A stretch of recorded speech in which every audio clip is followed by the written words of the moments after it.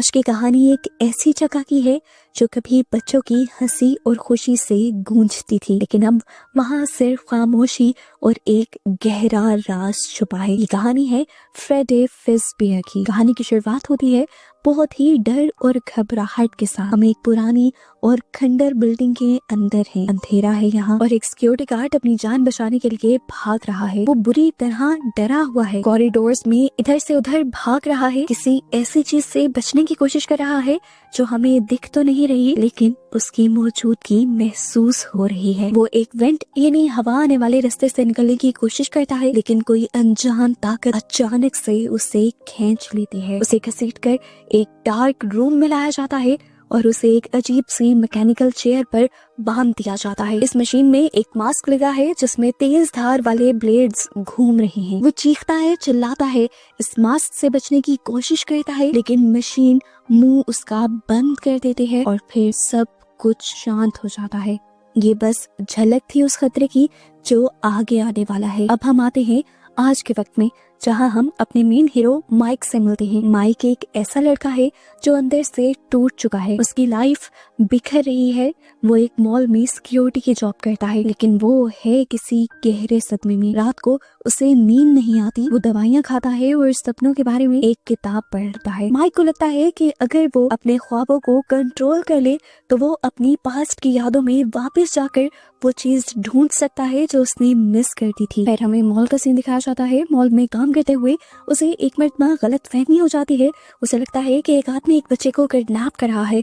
बिना सोचे समझे वो उस आदमी को मारने लग जाता है, लेकिन बाद में पता चलता है कि वो तो उस बच्चे का बाप था। अब उसकी इसी गलती की वजह से उसे जॉब से निकाल दिया जाता है। पहले तो माइक की पर्सनल लाइफ बहुत ज्यादा उलझी हुई थी और अब तो उसके पास जॉब भी नहीं रही थी। उसके पेरेंट्स भी अब इस दुनिया में नहीं है और उसे सबसे ज्यादा टेंशन अपनी छोटी बहन की है, जिसकी जिम्मेदारी अब उसी पर है। अभी बाकी बच्चों जैसे नहीं है। उसकी पर्सनैलिटी थोड़ी अलग है। वो खामोश रहती है और सब बच्चों से अलग थलग भी। वो किसी से बात नहीं करती और ज्यादा अपनी ड्राइंग्स में ही खोई रहती है। असल दुनिया में तो उसका कोई दोस्त नहीं है, लेकिन उसने अपनी इमेजिनरी लाइफ में, अपने ख्यालों की दुनिया में बहुत सारे दोस्त बनाए हुए हैं।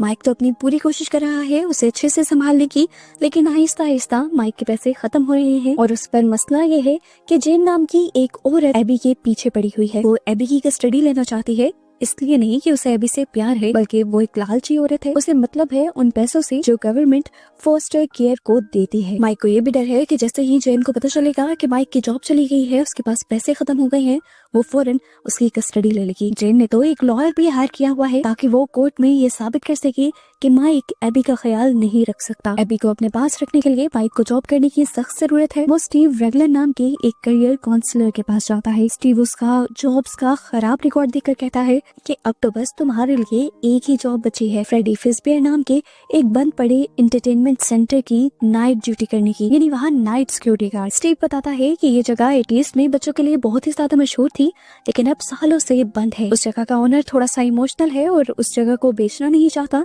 इसीलिए वहाँ पर आज तक कुछ और नहीं बना। वहाँ का सामान वगैरह चोरी ना हो जाए, इसीलिए वो हमेशा वहाँ पर डे और नाइट सिक्योरिटी गार्ड रखता है। जॉब काफी अजीब थी, जगह भी डरावनी थी, जॉब के लिए पैसे भी बहुत कम मिल रहे थे, लेकिन माइक के लिए अभी फिलहाल कोई भी जॉब होना जरूरी था।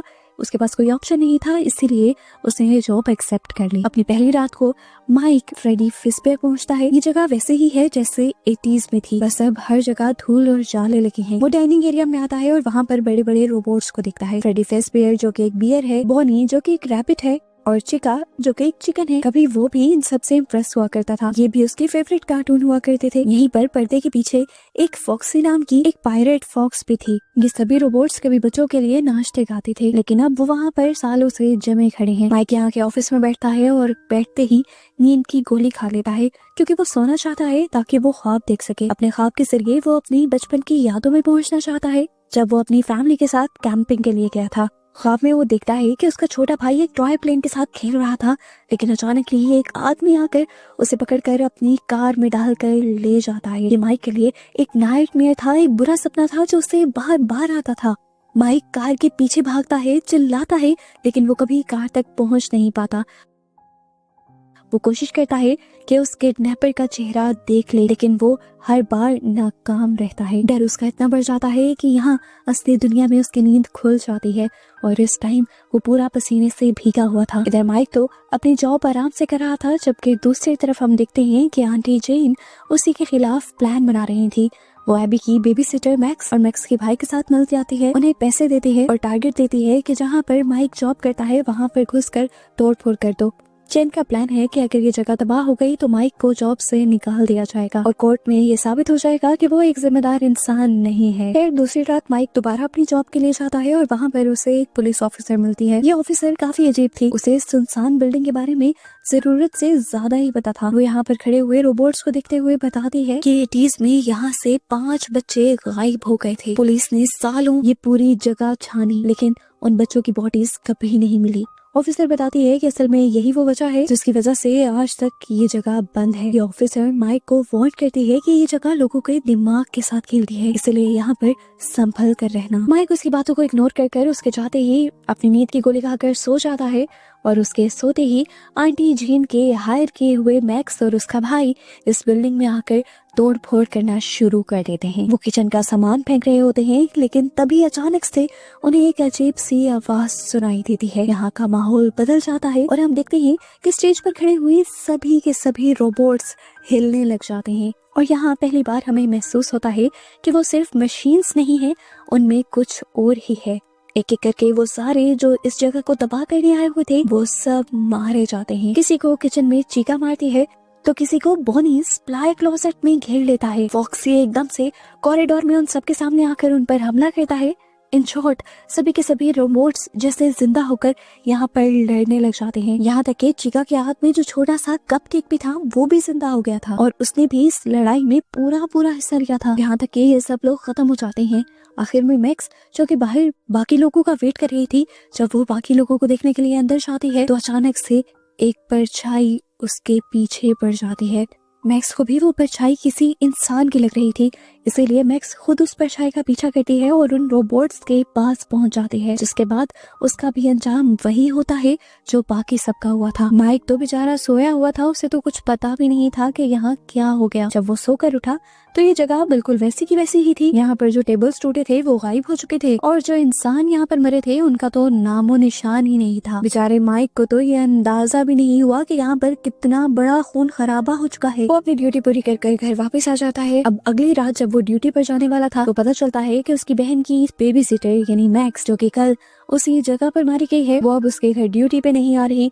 उसे फोन भी किया है पर वो फोन भी नहीं उठा रही, तो अब माइक को ही मजबूरी में एबी को अपने साथ अपने काम पर ले जाना पड़ता है और यहाँ से कहानी का प्लॉट पूरी तरह बदल जाता है। इस एरिया पहुंचकर एबी डरती नहीं, वो घूमते हुए स्टेज की तरफ जाती है। माइक भी उसे रोकने के लिए उसके पीछे जाता है, लेकिन हैरान होकर वो ये देखता है कि वो बड़े बड़े रोबोट्स, एबी उनसे डर नहीं रही थी बल्कि वो सारे रोबोट्स एबी के साथ खेल रहे थे। इन्हीं रोबोट्स ने कल इतना खून खराबा मचाया था, इन्होंने अब एबी को मारा नहीं। वो तो एबी के खेलने के लिए यहीं पर टेबल और चेयर्स का यूज करते हुए एक फोर्ट भी बना देते हैं।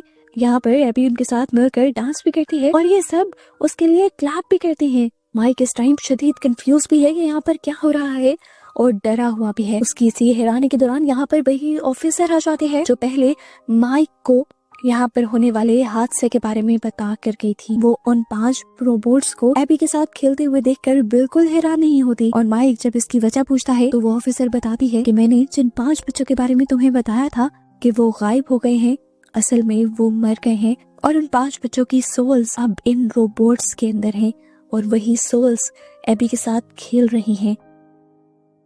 यहाँ पर माइक को भी एक बहुत ही अजीब एहसास होता है और उसे पता चलता है कि वो अपने ख्वाबों में जिन बच्चों को देखता था वो बच्चे और कोई नहीं बल्कि यही बच्चे हैं और ये बच्चे भी उसके भाई के किडनैप होते वक्त वही थे।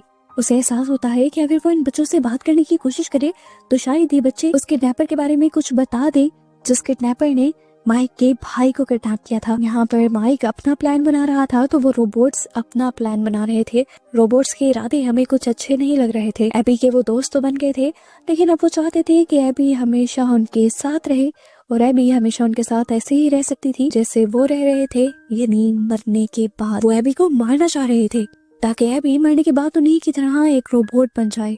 दूसरी तरफ हम माइक को देखते हैं। माइक जानबूझकर बहुत सारी नींद की गोलियां खा लेता है ताकि वो एक गहरे ख्वाब में जा सके और ख्वाब में जाकर वो इन बच्चों से बात कर सके और मदद मांग सके।